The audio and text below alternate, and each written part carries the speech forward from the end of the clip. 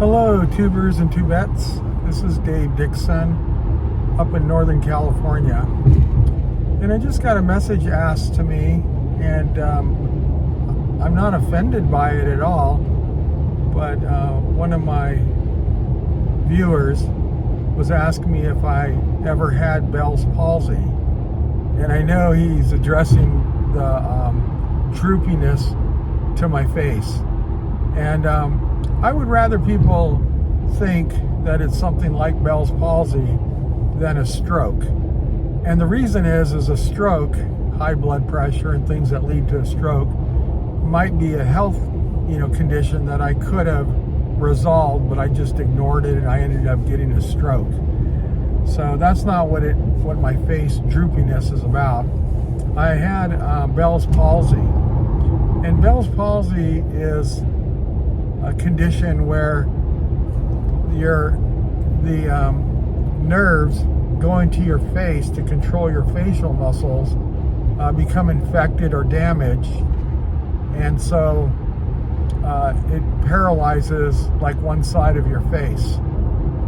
And I've just dealt with it. Normally you get Bell's palsy and you'd have it for maybe 6 to 9 months. It's actually pretty common with people that go to war, like military that's going to Afghanistan or something will get Bell's palsy. And when you think about it, it is kind of hard. It's a weird thing that both your left and your right side of your face, have to be controlled exactly the same time and the same amount to give us our facial expressions and stuff. So my Bell's palsy has lasted for, I would say, over 15 years now. And I remember when I got it, they said, oh, well, this typically goes away. Are you under a bunch of stress? And I was under stress, so that can trigger it. I also had a lid from a pool, a hairnet basket, hit my face, and it hit my glasses, and it cut a scar right here. So I don't know if that's what it was, but the Bell's palsy occurs over here, in these, like a conduit where the nerves run through it. So I don't know if this had anything to do with, nerve damage. But I've always been pretty self-conscious about it. It's definitely tough when you go into customers' houses and they don't know who I am, and I don't just come out and say, I have Bell's palsy, so I just have to go in there and just kind of act like I don't have it. But over the years, I've had little kids, from clients come up and ask me, what's wrong with your face? And they're just saying it, because they just observe something and then they just call it right out. I don't take offense to that at all. It's just something that they see. And I was kind of wondering how long I would be going on YouTube before somebody asked me or mentioned it, But it doesn't really bother me in the sense that I'm looking out from my eyeballs and I don't really see myself, other than in a mirror when I shave in the morning. I am seeing myself more in the videos because I use my telephone where I can actually see my screen. And I'm doing that so that I stay within the frame. But the first time I did a video, I was like, holy crap, my face is really droopy. And I've even told my wife, in pictures that we've taken, family pictures, my face is really droopy, depending on if I'm tired too. If I'm tired, it can be more droopy. But my wife is so good, she knew me before I had it. And she's always telling me, no, it's not that bad. I don't hardly notice it. I'm like, what? You can't notice this? But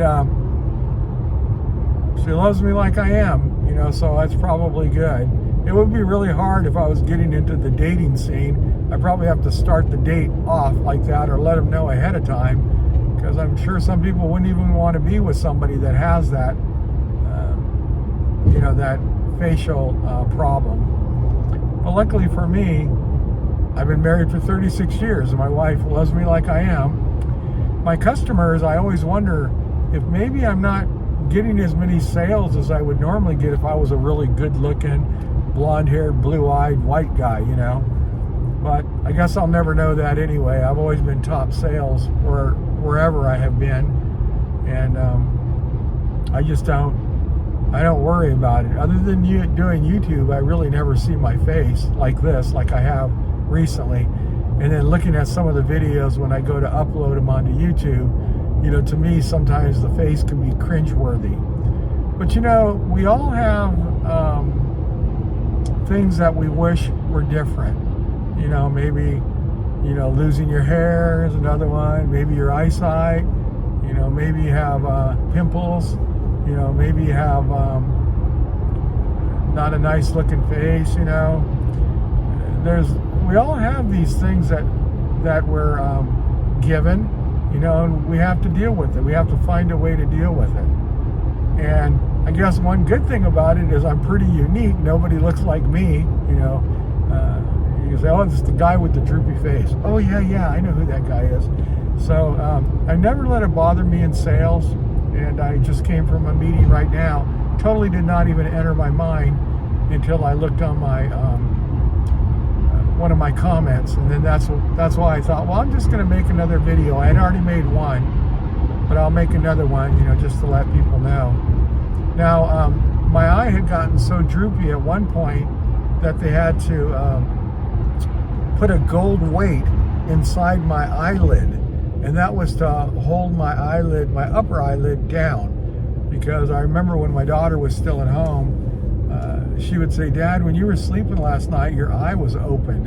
It was freaking her out. And I said, oh, really? I kind of noticed my eye was dry when I woke up, and that's the reason why. So we put a gold weight in there.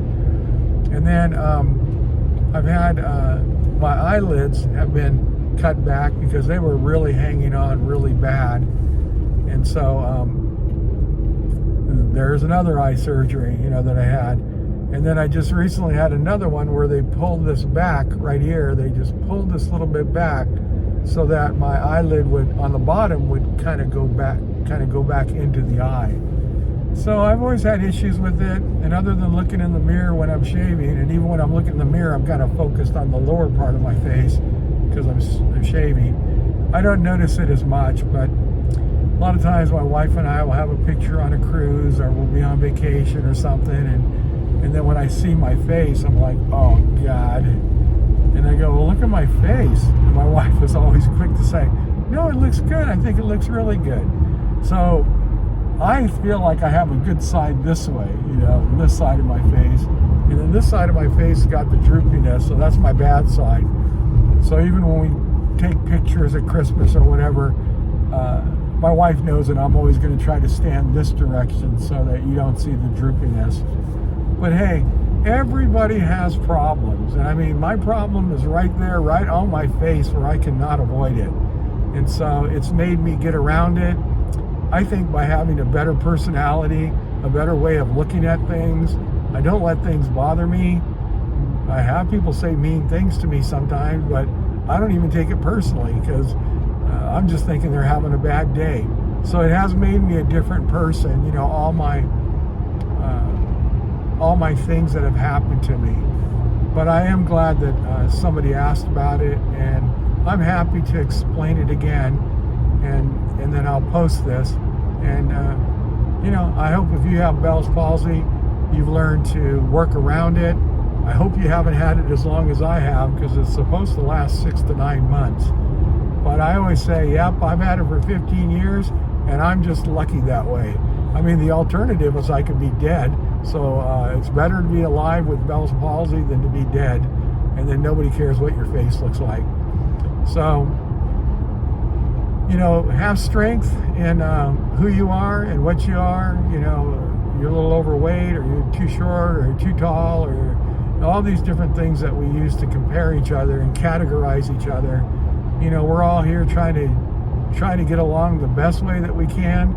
And I would just say, bulletproof your personality so that people can say things to you, and it does not get through that vest, that bulletproof vest that I have. And I did do a video on that before, but I think it's important that because you go through life and people are constantly throwing garbage on you, in terms of the way they talk to you, the things they say, the constructive criticism and stuff. So before you get into that situation, it's always better to try to figure out how are you going to handle it. And then when I get into that kind of situation, I'm like, oh yeah, I remember this was going to happen, and this is how I'm going to handle it.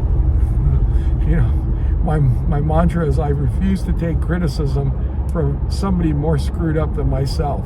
And so that's my mantra, and I'm not offended at all with the question, and even happy to be able to answer it. Thank you much, and have a great day. I hope everybody has a great weekend. Bye-bye.